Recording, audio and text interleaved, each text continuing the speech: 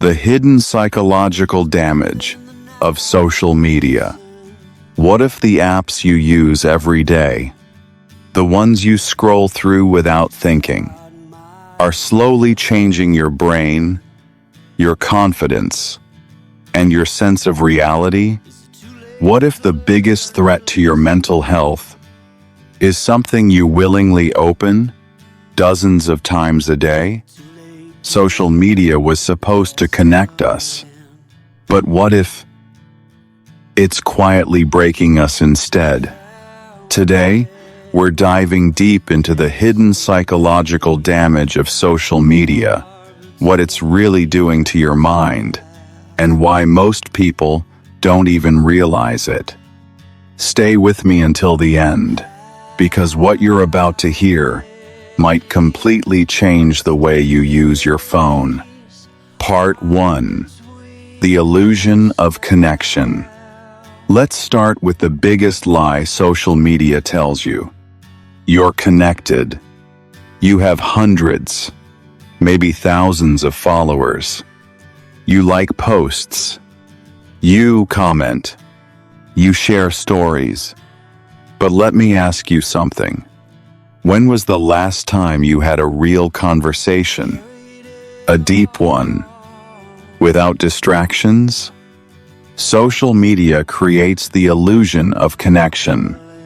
But real connection requires presence. Eye contact. Silence. Emotion. Instead we get short messages, filtered images, carefully curated lives. And over time, your brain starts accepting this shallow interaction as normal. But deep down, something feels off. That feeling? That's emotional starvation.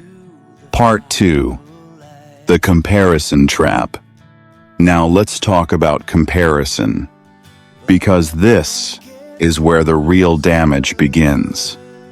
On social media, you're constantly exposed to the highlights of other people's lives, their success, their beauty, their relationships, their lifestyle. But here's the problem. You're comparing their best moments to your everyday reality, and your brain doesn't know the difference. It just sees, they're doing better than me. So what happens? You start feeling behind, not good enough, not successful enough, not attractive enough. Even if your life is actually fine, this constant comparison slowly erodes your self-esteem. And the worst part? You don't even realize it's happening. Part 3. Dopamine addiction. Let's go deeper.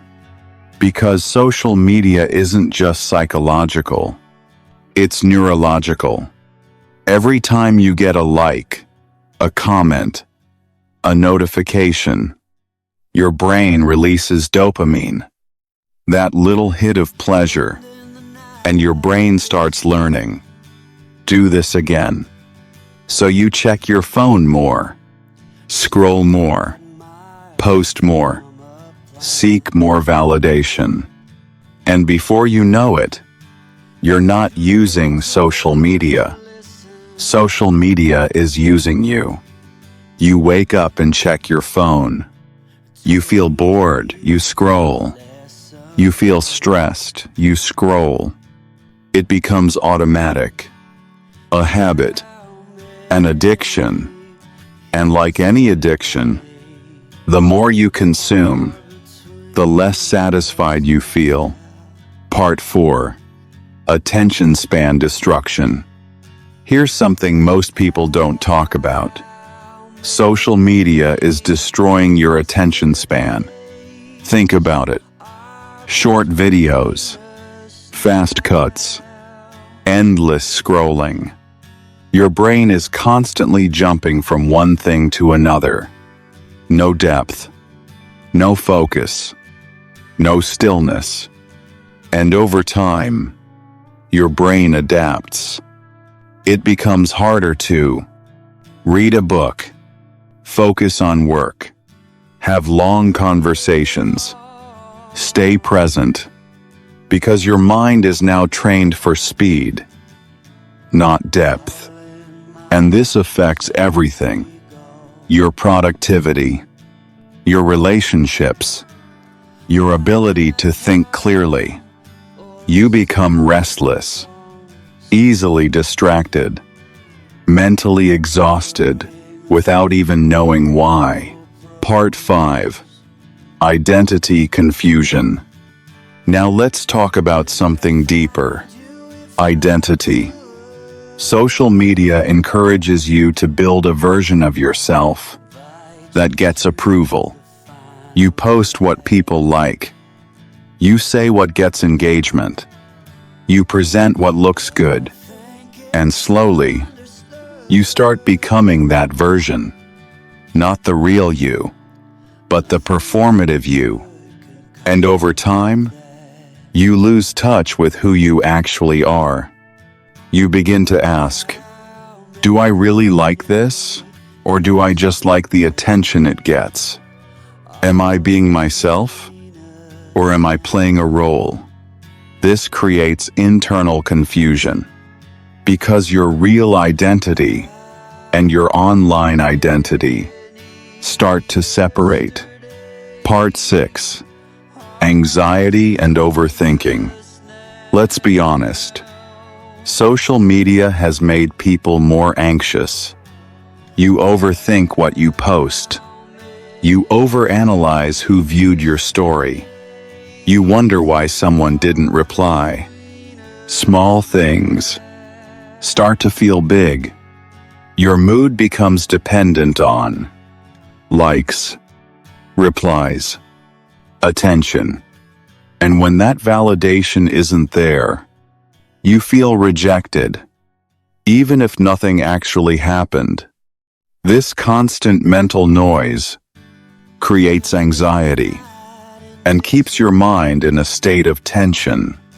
Part 7. How to take back control. Now here's the good news. You can take control back. Step 1. Awareness. Recognize that social media is designed to keep you hooked, not fulfilled. Step 2. Limit your exposure. You don't need to quit completely, but you can reduce your time. Step 3. Create more than you consume. Use social media intentionally, not passively. Step 4. Reconnect with real life. Spend time with people. In person. Have conversations without your phone. Feel real emotions. Step 5. Protect your mind. Be careful what you consume, because what you see shapes how you think. Conclusion. Social media is not evil, but it is powerful. And anything powerful can either build you or break you.